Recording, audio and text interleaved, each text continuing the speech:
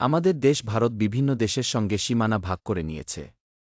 আমাদের দেশের যেমন একটি জাতীয় পতাকা আছে, যেটি আমাদের ঐতিহ্য, সংস্কৃতি এবং গর্বের প্রতীক, ঠিক তেমনি প্রতিবেশী দেশগুলোরও নিজস্ব পতাকা রয়েছে। প্রতিটি জাতীয় পতাকা তাদের দেশের পরিচয় বহন করে। চলো আমরা জেনে নিই ভারতের প্রতিবেশী দেশগুলোর নাম এবং তাদের জাতীয় পতাকা সম্পর্কে।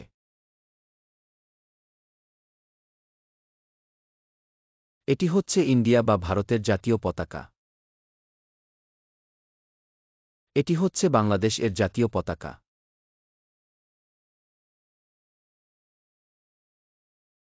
এটি হচ্ছে পাকিস্তান এর জাতীয় পতাকা।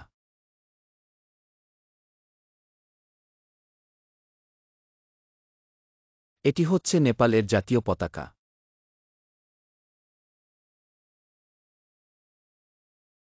এটি হচ্ছে চায়না বা চীন এর জাতীয় পতাকা।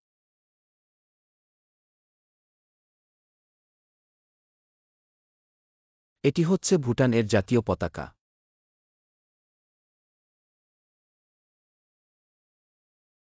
এটি হচ্ছে মায়ানমার এর জাতীয় পতাকা।